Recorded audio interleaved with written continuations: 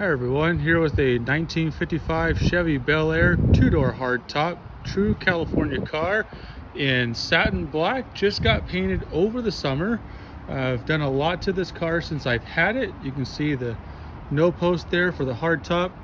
Inside it's a true resto rod. It's not a Pro Street. It's got the classic instruments, gauge cluster there, Grant racing style wheel, B&M ratchet shifter. You'll even see the little MSD toggle switch right there for the advance and the retard. And then we put a brand new full audio system in it by Scar Audio. It's got a subwoofer, amp, speakers, head deck, connects with your Bluetooth.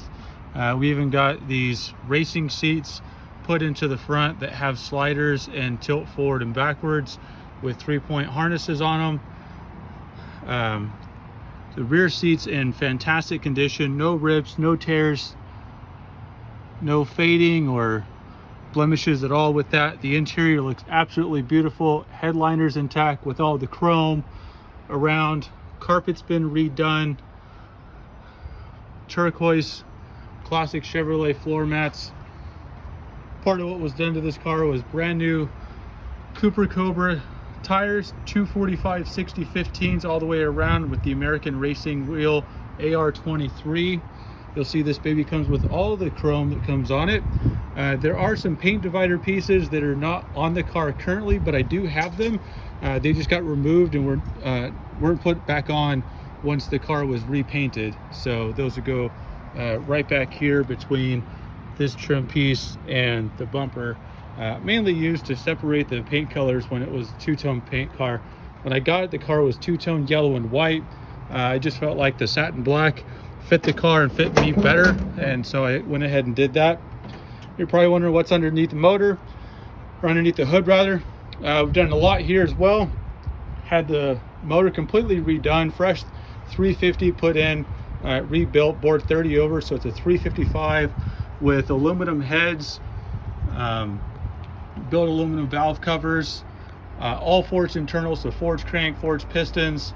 We've also got a mild streetable cam that's inside of it, 202 valves, 1.6 roller rockers. You also see that supercharger there. That's a 192 blower from the blower shop, so it's one of the largest low profile superchargers you can get for a car like this, so everything fits under the hood. Sitting right on top of that is Demon 754 barrel carburetor, so this thing's definitely got the carburation to go with that motor and everything. Hooked up real well. You know, in California we get a lot of traffic, we get a lot of heat, so it's important to keep the car cool, which is why we got the aluminum heads. Also drops a lot of weight. We also got this nice large aluminum racing radiator from Afco that's on there. And then on top of that, we even have ceramic coated headers on both sides to give it extra cooling power. The ignition system was also completely redone with an MSD ready to run distributor, and because we have the supercharger, we went with the 6 BTM box. That's part of what gives us that little toggle switch inside for the advance and the retard on the motor. You can do easily. When the motor was redone, we went with new fuel pump, new water pump, mini starter, all that stuff. So it's all buttoned up and ready to go. It had the original rear end when we got it, or at least an old rear end that had like 410 gears. It's got a turbo 350 transmission, and you know, those old rear ends, they just weren't built to handle the kind of power this thing's able to put out. I think they're rated for about maybe 280, maybe 300 horsepower at the most. So had that replaced as well with an 8.5-inch 10-bolt rear end. That's definitely capable of handling the power that this thing puts out. On top of that, we dropped the gearing down to about a 323 since it's got that 3-speed automatic. That way when you're on the freeway, you're not, you know, revving out, you're not tacking out so much.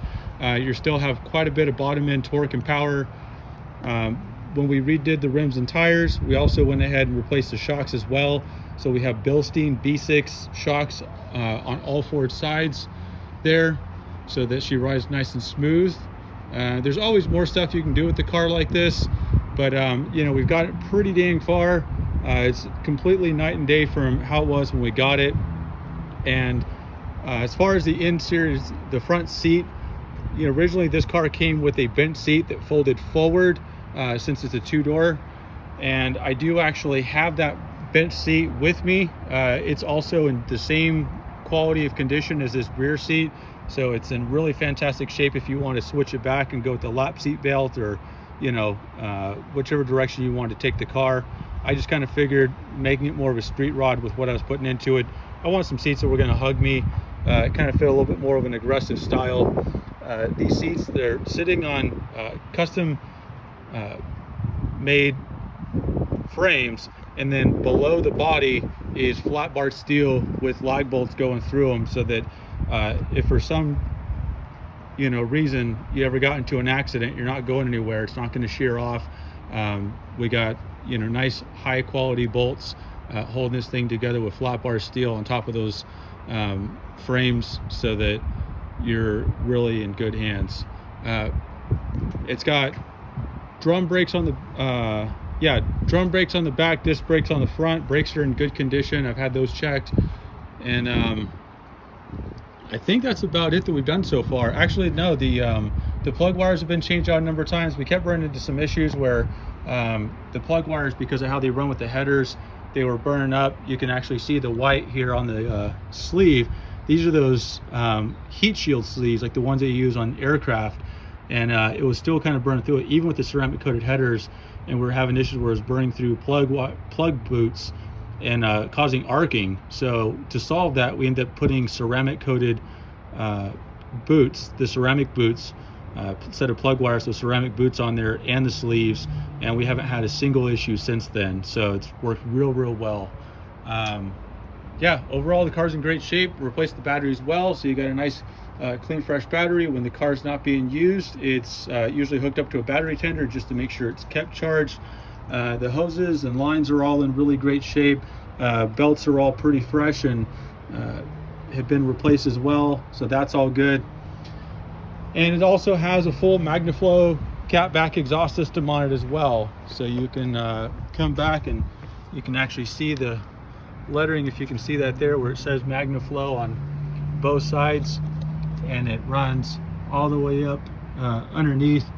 You can kind of see that yellow and blue from the Bilstein shocks there on the rear side, and like I said, we have those on the front side as well.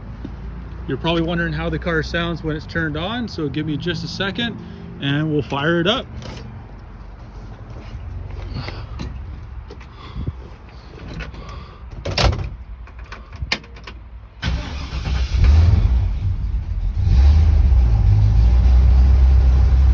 She's a little bit cold right now, so you can understand why she's not running, not idling super strong right this second, but as she